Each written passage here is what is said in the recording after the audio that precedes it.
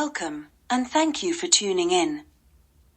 If you enjoy this video, we invite those of you who haven't yet done so, to like, comment, share, subscribe, and click the notification icon, to be notified when the next one is uploaded.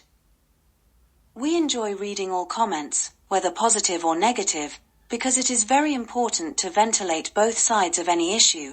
All we ask is that you observe the YouTube community guidelines.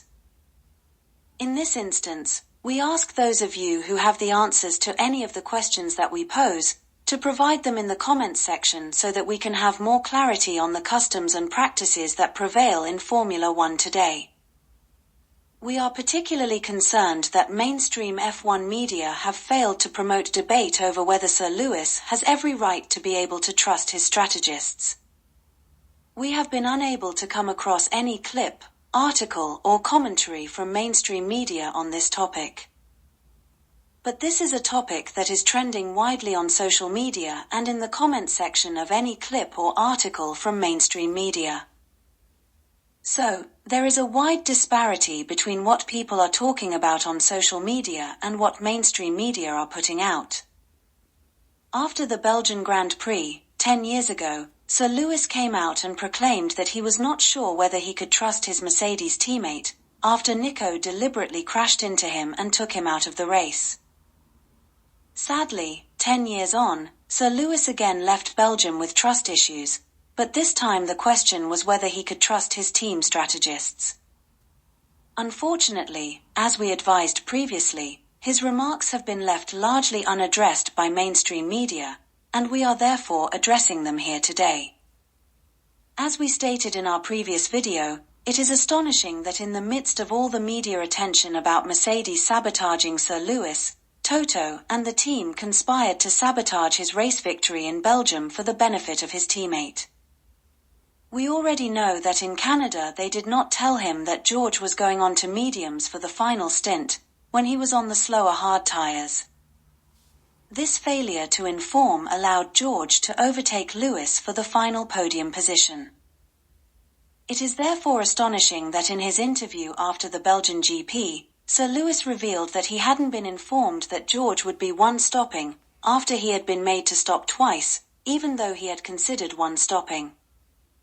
Once was bad enough, but twice when the eyes of the world are focused on you, is just insane, and we all know that Toto is moving mad. So, this is not about Toto, or Andrew Chauvelin, or all the other Mercedes bigwigs, who are obviously on the sabotage Sir Lewis train. This is about Peter Bonington, Sir Lewis's race engineer, otherwise known as Bono. Even if, for the sake of argument, he was caught by surprise in Canada, what happened in Belgium? Based on what had happened in Canada, he should have known to ask about George's strategy in Belgium. Did he ask?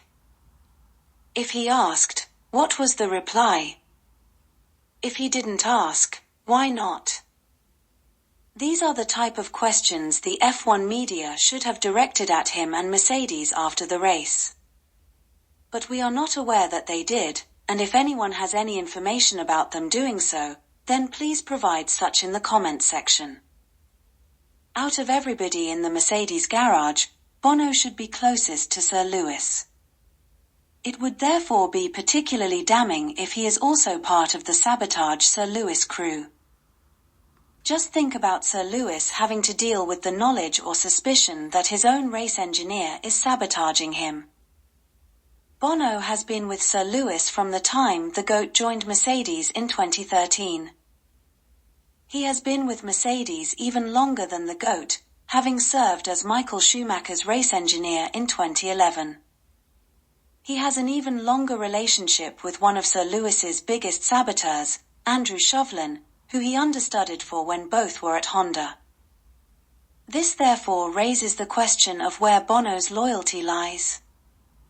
The fact that there is a question is evidence of the toxicity that is now openly swirling around Mercedes.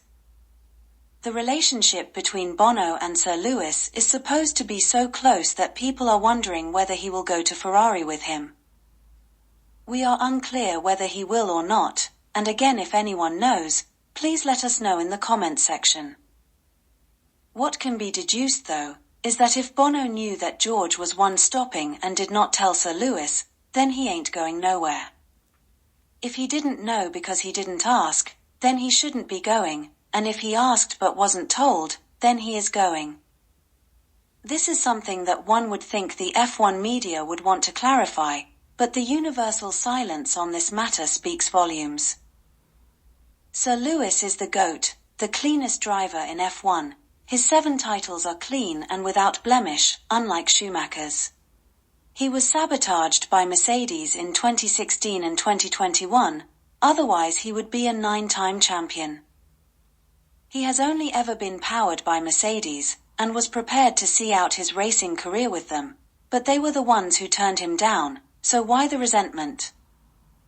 When Crashtappen was raging about leaving Red Bull, if they could not provide him with a car capable of contesting the championship, we don't recall any complaints from the mainstream F1 media, so why is Sir Lewis's move to Ferrari being criticized so heavily? Why is Sir Lewis not deserving of the recognition that his reputation, ability, and achievements deserve? Can you imagine if it was Sir Lewis that had been disqualified? Do you think the media would have shown an ounce of sympathy? Why are we the only ones asking the questions about what Bono knew or didn't know? Mainstream media clearly aren't, but their listeners and viewers clearly are. We have listened to the radio communication between Bono and Sir Lewis, as provided by Racetrack Chronicles. At no point during the transcript did Bono inform Sir Lewis that George was on a one-stopper. The focus was primarily on Piastri and Leclerc behind, and it was not until the later stages of the race, when it was obvious that he was unexpectedly in a race with George, that his teammate became a focus of their conversation. By this time, Sir Lewis was moved to ask Bono if he was on target to beat George. Bono's reply was, "It will be close." This sadly suggests to us, like it did to many others, that Bono was in on the fix. What do you think? That question should have prompted Bono to ask the team whether George was going to stop again or not, but it appears he didn't feel the need to. Why was that? Could this be why Sir Lewis maintained radio silence at the end of the race, reminiscent of Abu Dhabi? But what we do know was this wasn't a race engineer urging his driver to victory. He sounded to us like someone trying to lull his driver into a false sense of security. He sounded to us like someone trying not to let on that the plan was for George to finish ahead of a coasting Sir Lewis. Mercedes clearly set Sir Lewis up to believe that he and George were not in the same race, when the plan all along was to make him coast to victory under the false notion that his competition was behind him. By the time he would realize the con, it would be too late for him to do anything against his teammate whose preserved tires would have enough thread to hold him off. This, to us, was the same energy that Bono gave off during his communication with Sir Lewis. There was no genuine expectation for the race to be close between the two teammates. The only people to expect a close race at the end would be those who had lured Sir Lewis into thinking he wasn't in a race with George. If there is anyone who can find any information on Bono being unaware of the fix, or displeased with the attempt, please provide such in the comments section. We are hoping against hope that someone will be able to do this. To us, at no time did Bono express any surprise that George was on a one-stopper, or query whether he would be, like he did with Piastri. Critically, he made no attempt to urge Sir Lewis to go for the victory, hammer time and all that. You can do it, Lewis. Go get him, Lewis. Not sure what has happened here, mate, but you can do it. In order for George's one-stop strategy to work, Sir Lewis had to be lulled into a false sense of security, and Bono appeared to be crucial to that strategy working. If anyone can provide any information to counter this disturbing notion, we would welcome it. Anything at all to restore some semblance of faith in humanity, anything at all. Can you imagine the team that oohed and ahed when Sir Lewis spoke about the emotional struggles that he had post-Abu Dhabi, doing what they did in Belgium? Can you imagine Sir Lewis having to contemplate the possibility that his race engineer of 11 years is open to sabotaging him? In the eternal words of Style Plus, imagine that. What we do know is that the general public did not buy any of the ludicrous explanations that Mercedes and the F1 media attempted to use to gaslight their duplicity. We have provided the comments made on the YouTube video of the Mercedes debrief of the Belgian GP, provided by none other than the renowned Sir Lewis hater and terrible gaslighter, Andrew Shovlin, as the backdrop to this video for your attention. How the hell did Sir Lewis need to cover against the possibility of an undercut from Charles, who wasn't in undercut range? Why the loud silence on why he wasn't informed that George was one-stopping? What the hell has George's weight got to do with the price of milk?